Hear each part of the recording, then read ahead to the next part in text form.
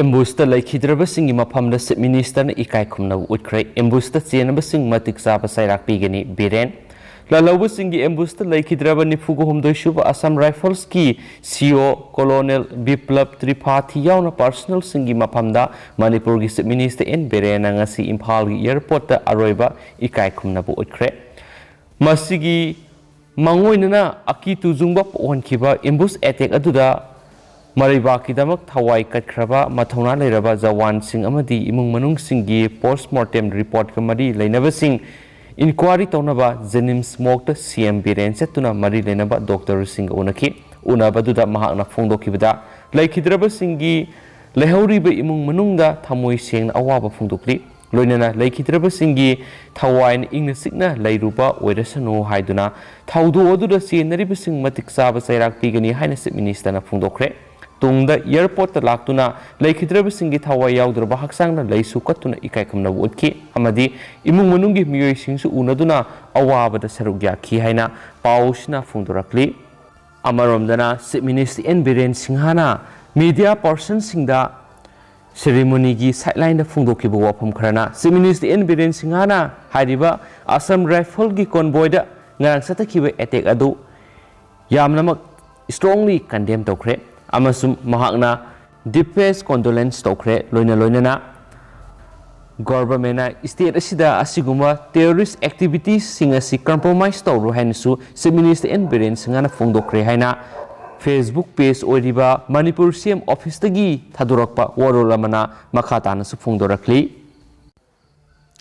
ngasi numida waram phongkiba tongan ba Manipuri sifong singa masum thokiba thodowa thok singdigi maru oibe I pauk sing khongasaraga Manipur top channel gi maikei digi myamna thamjagi ahanbada Chief Minister na football masana sakhot hanana ba regular coaching center langjing asobada launch tokre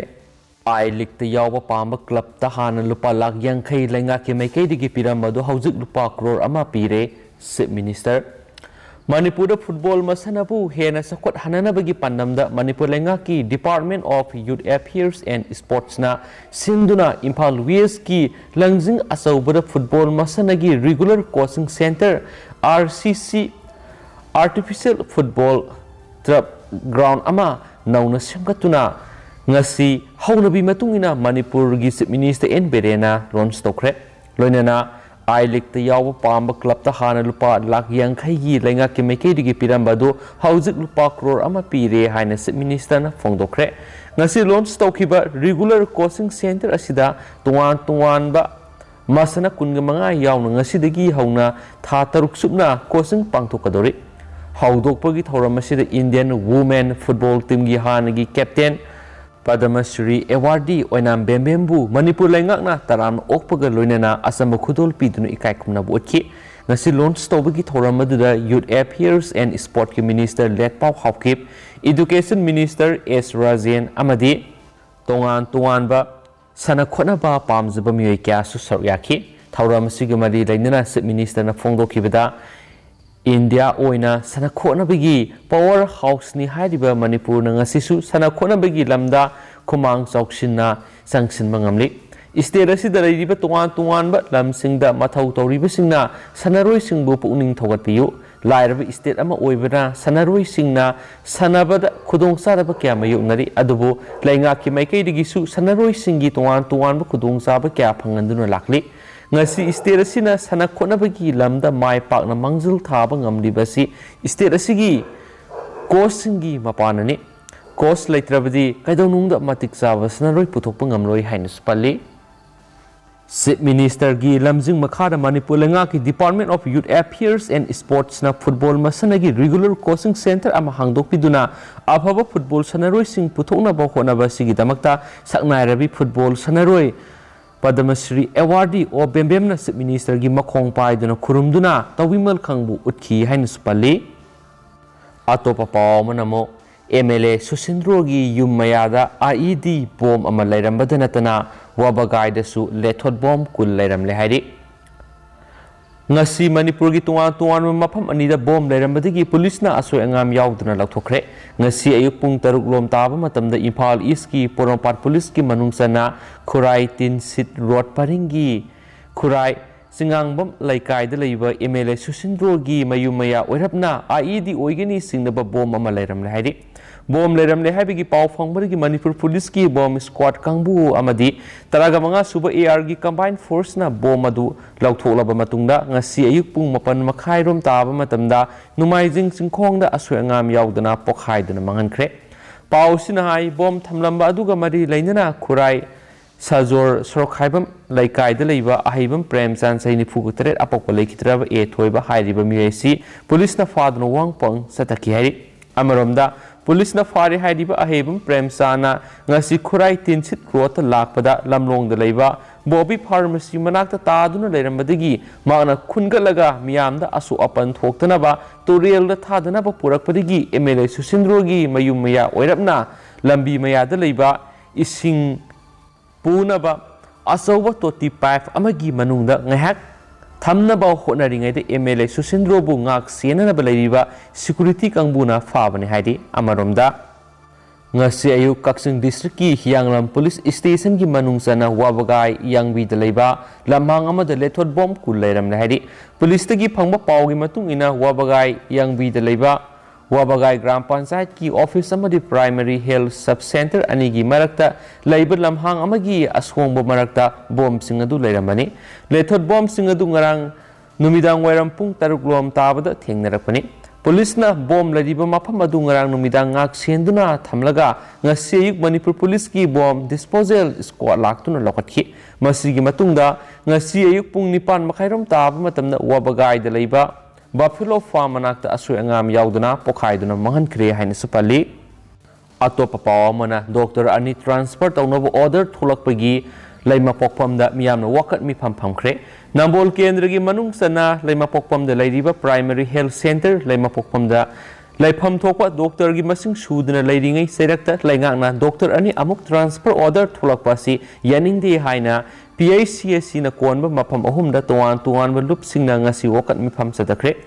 PACSC gi campus ta ngasi Rosie Kalyan Samiti PAC le mapokpam Mairapaibi Club Gram Panchayat amadi Zila Parisat ki thaupu busing na punna khusam na duna pangthokpa mipam aduda PAC le mapokpam gi Dr. Transport obigano Dr. Tharakpadi taran oi Hospital Hingan Biu, awat pa Dr. Hapiu, Hospital Kan Biu, Miam awapa Kang Biu, Dr. Umakanta Amadi, Dr. Jai Prakash, Transport Obu Yaroi Han Iba, Plate Card Sing Sizinaki, Lonena, Hauzik PACSC ki Dr. Masing Walingaida, Dr. Transport Obu Yaroi have a Kolau, su Wakat Mi Pamaduda, Saru Yaki Singna Amatu Oina, Laukip, Amarunda, Tiam, Mangarokpi, Kaitil Su Tiam Gimera Paibi Amadi Club ki Taupu Singna, Kusam Naduna PAC. Laima Pokwam the doctor award per lady Dr. Transport over Yaroi Haina Wakat Mipam Sataki Suhadi. Then Takpa Atopa Mana Sapam Kevagi Political Conference Pangtokre Manipur Karamba Pibam the lady Kayayam Satina Soglabagi Haiba Politician Samagi Manunga Marfudi Ningtina Kangde Sip Minister in Biren Haikre Manipur Kamaina lady, Kadai the lady, Kayayam Satina Soklabagi, Natragana, Sok the Hibasi politician Samagi Manunda Marfuna Kangde, Manung Yoina Kanglibasi politician Sada Taradigi Hena Kangde, Madunani Aikoi Soiraga, Ledam Libasi, Wapamasingasi BJP Pasoi Mandal Sinduna Kendra Sida, BJP Gimirip Oigidoriba Pasoi Kendragi Hanagi MLA Sapam Kiebagi Yumda, Pangtopa Nom Goeba, Political Conference da Saruk Yaduna Magna Fundokibani, Magna Makataraduna, Sahi Nipu Yankagi Sasana Sida, Thong Amata Saramde Adubunga Sidi, Prime Minister Modi Gimi Makada, Center the BJP gi lead government Amalabidigi,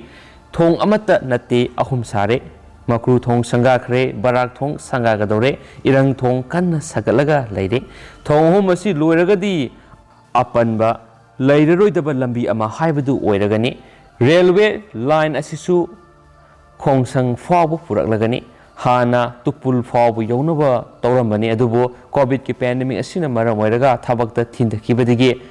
khongsang fawbu yaroklagani pasoi da hana yum samagi manungda imung mari mangadagi ising thakpa phanglamde adubu haujikti samagi manungda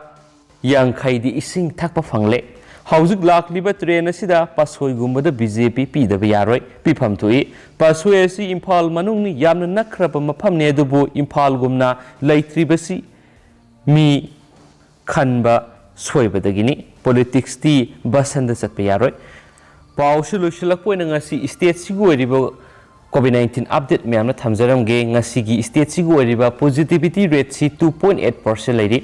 अपुन बोइना ngasi मियोय अहुम कोविड-19 positive ओइबा लेखिद्रे हाइना claim तौरी मियोय अपुन बयांखै ngasi कोविड-19 पॉजिटिव ओइख्रे मियोय लिसिंग अमगा सत्रेट का मौद्रागा मपन ngasi नौना कोविड-19 test तौख्रे ngasi apun moina miyo yangkhai nauna covid-19 positive oirakrabasi Bishnupurdagi ahum Chusampurdagi manga Imphal East dagi taraga mathoi Imphal West dagi kungani thoi Kamjong dagi ahum None dagi ama Thawal dagi ama Ukhul dagi marini